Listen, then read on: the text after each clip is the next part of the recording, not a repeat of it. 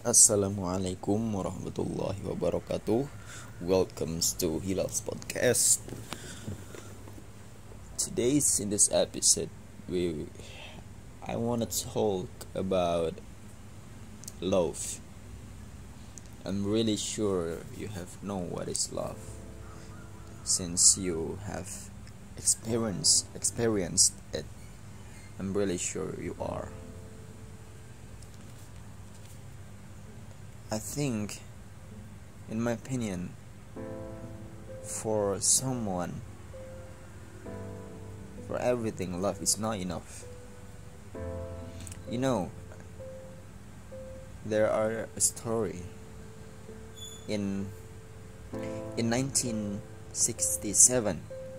John Lennon, you must know who is John Lennon, right? John Lennon wrote a song called "All You Need Is Love."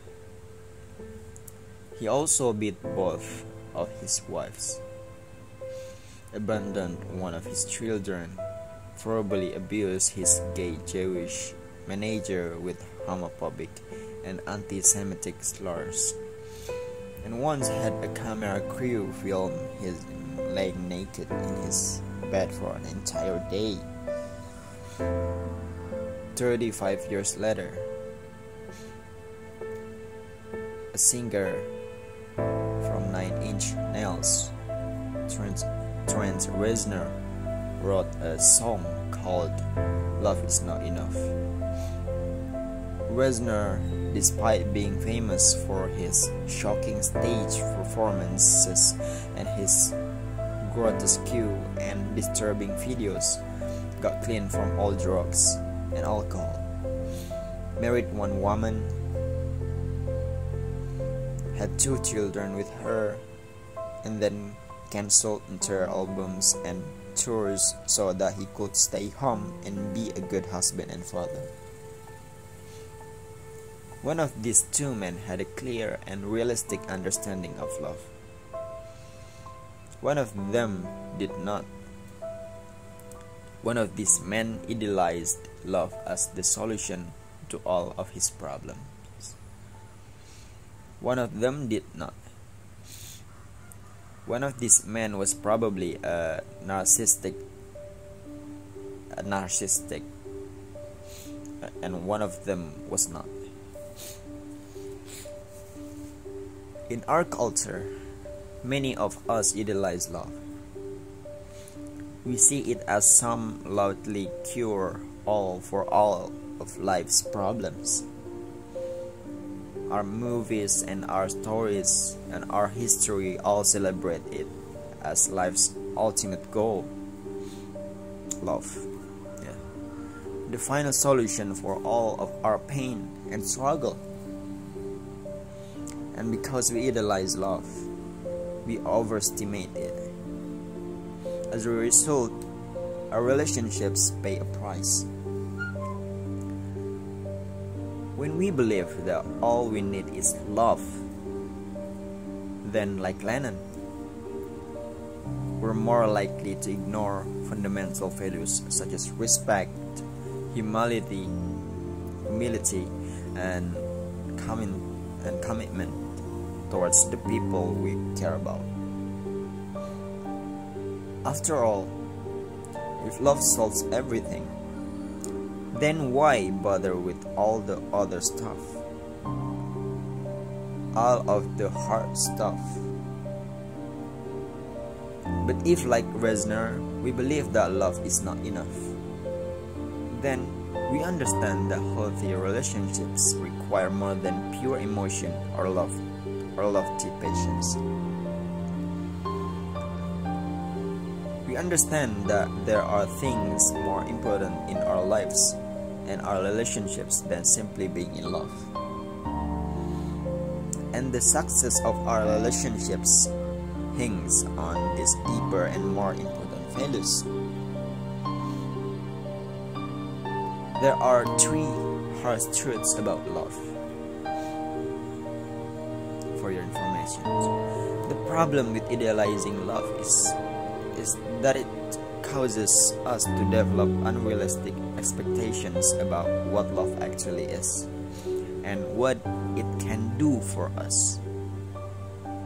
These unrealistic expectations then sabotage the very relationships we hold dear in the first place. Now, allow me to illustrate. Allow me to illustrate for you some point. First, love does not equal compatibility. Just because you fall in love with someone doesn't necessarily mean they are a good partner for you to be with over the long term. Love is an emotional process. Compatibility is a logical process, and the two don't bleed into one another very well. It is possible to fall in love with somebody who doesn't treat us well, who makes us feel worse about ourselves, who does not hold the same respect for us as we do for them, or who has such a dysfunctional life themselves that they threaten to bring us down with them. It is possible to fall in love with somebody who has different ambitions or life goals that are contradictory to our own, who holds different philosophical beliefs or worldviews that clash with our own sense of reality. It is possible to fall in love with somebody who sucks for us and our happiness. That may sound paradoxical, but it's true. It's true. When I think of all the disastrous relationships I've seen, or people have emailed me, many or most of them were entered into on the basis of emotion. They felt that spark, and so they just dove in head first. Now forget that he was a born-again Christian alcoholic and she was an acid dropping. It just felt right. And then 6 months later, when she's throwing him out onto the lawn and he's praying to his God 12 times a day for her salvation, they look around and wonder, gee, where did it go wrong? The truth is, it went wrong before it even began.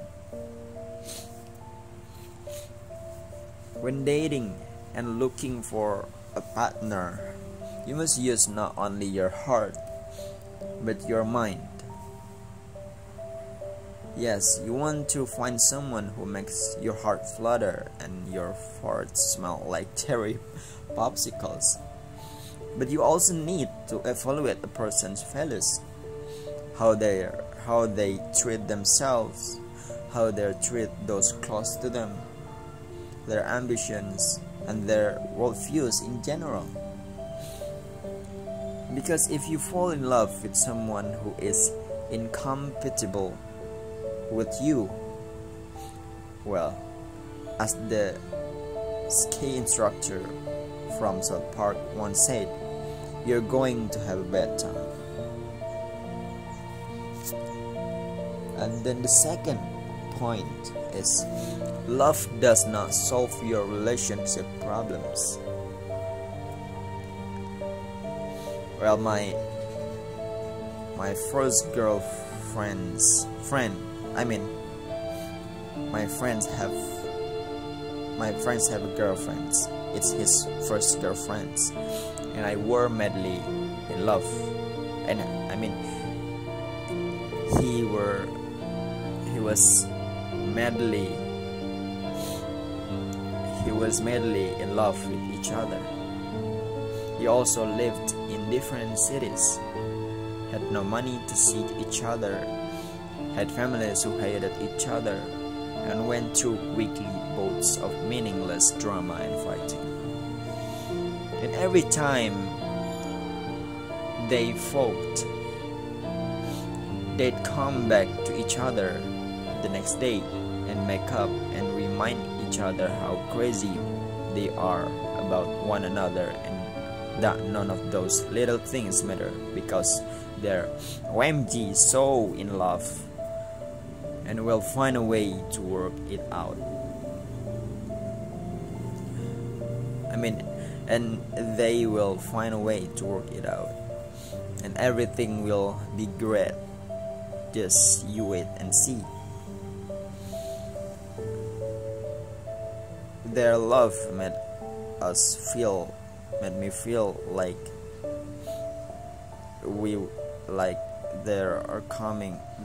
were overcoming their issues, when on a practical level absolutely nothing had changed.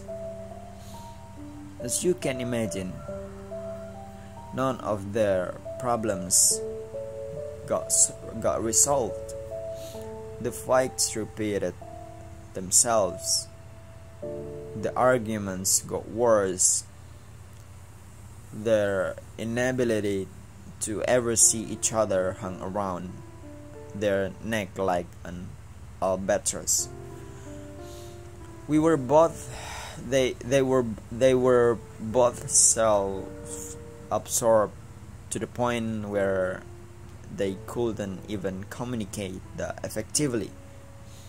Hours and hours talking on the phone with nothing actually said.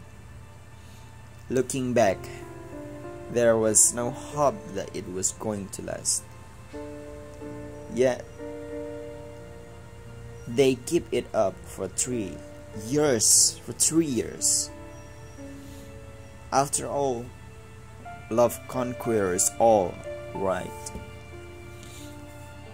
Unsurprisingly, that relationship burst into flames and crashed like the Hindenburg into an oil patch.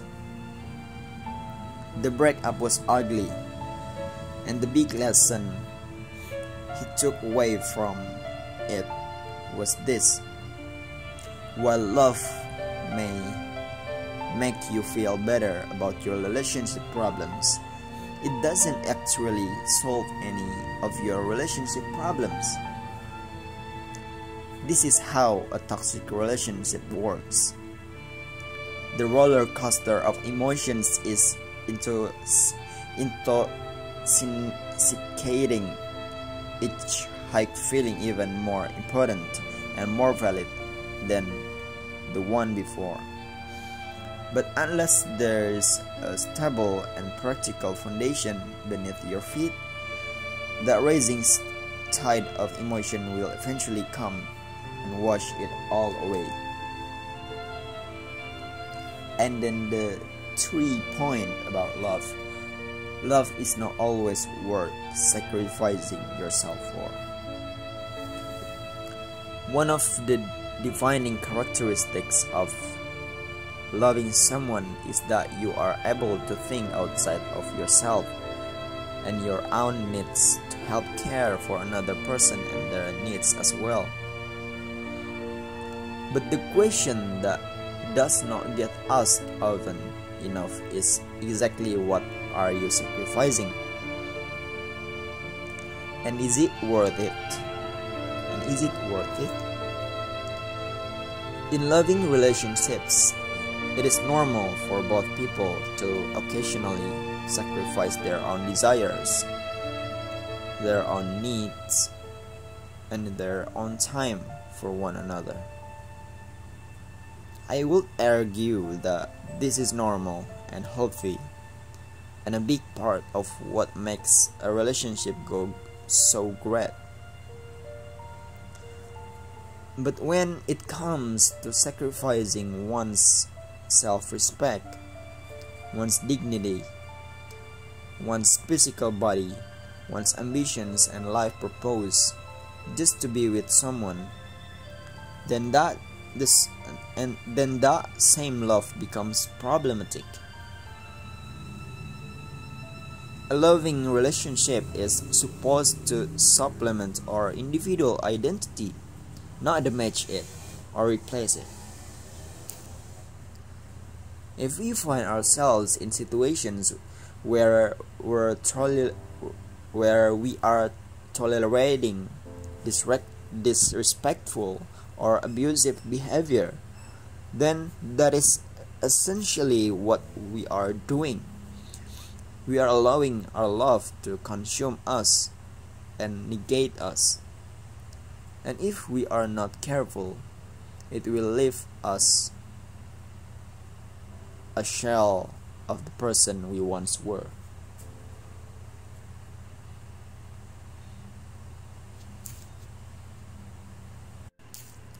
And then, the friendship test. One of the oldest pieces of relationship advice in the book is you and your partner should be best friends. Most people look at that piece of advice in the positive way. I should spend time with my partner like I do with my best friend. I should communicate openly with my partner like I do with my best friend. I should have fun with my partner like I do with my best friend, and blah blah blah and so on. But people should also look at it in the negative way. Like, would you tolerate your partner's negative behaviors in your best friend? Amazingly, when we ask ourselves this question honestly, in most unhealthy and codependent relationships, the answer is no. Exactly no, big no. I know a young woman who just got married. She was madly in love with her husband, or the other, a young man who just got married. He was also madly in love with her partners, and despite the fact that he had been between jobs for more than a year, showed no interest in planning the wedding. Often decayed her to take serving trips with his friends, and her friends and family raised not so subtle concerns about him. She happily married him anyway. But once the emotional high of the wedding wore off, reality set in. Between jobs, he trashes the house while she's at work, gets angry if she doesn't cook dinner for him, and anytime she complains, he tells her that she is spoiled and arrogant. Oh, and he still encourages her to take serving trips with his friends. And she got into this situation because she ignored all three of the trash truths above that I have talked before. She idolized love,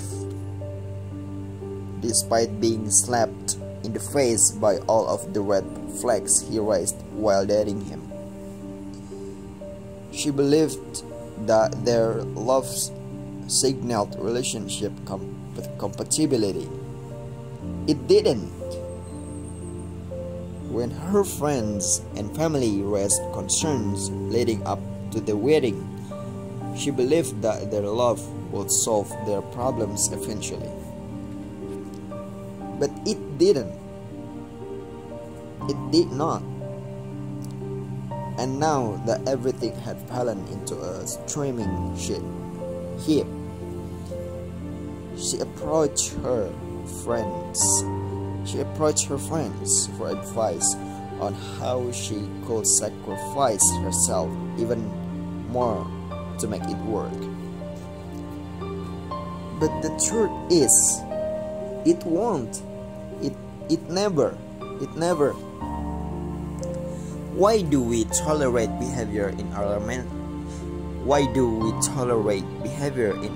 romantic relationships that we will never ever tolerate in our friendships? Now imagine if your best friend moved in with you, trashed your place, refused to get a job or pay rent, demanded you to cook dinner for them, and got angry and yelled at you anytime you complained.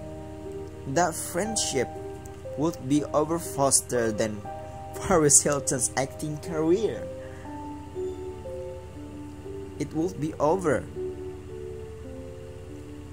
Or another situation, a man's girlfriend who was so jealous that she demanded passwords to all of his accounts and insisted on accompanying him on his business trips to make sure he wasn't tempted by other women. This woman was like the NSA. His life was particularly under 24/7 surveillance, and you could see it wearing on his self-esteem. His self-worth dropped to nothing. She did not trust him to do anything, so he quit trusting himself to do anything. Yet he stays with her. Why? Just because he's in love. Just because he is in love. Now, please remember this. The only way you can fully enjoy the love in your life is to choose to make something else more important in your life than love.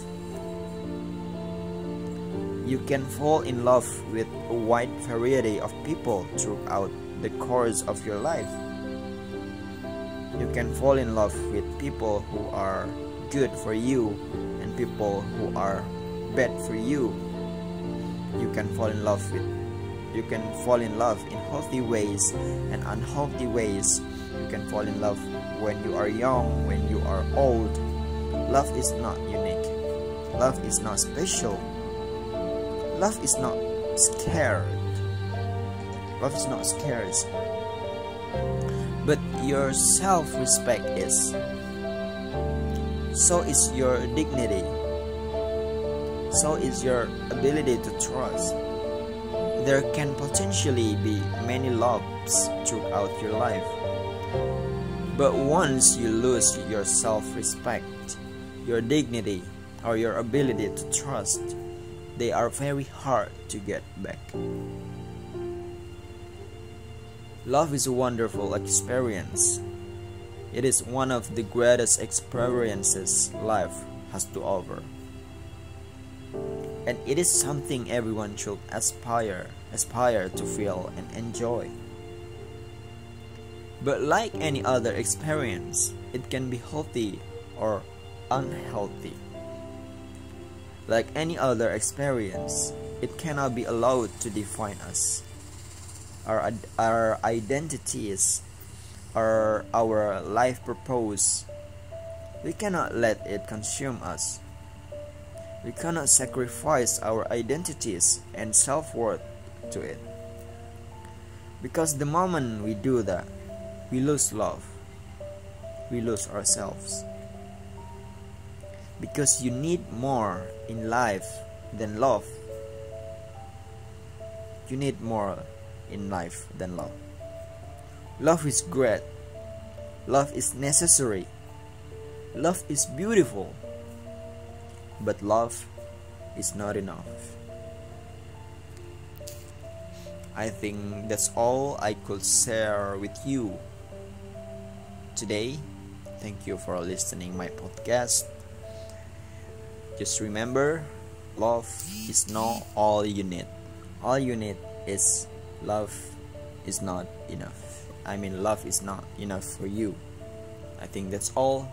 Thank you for listening my podcast. Have a great day. Have a nice day.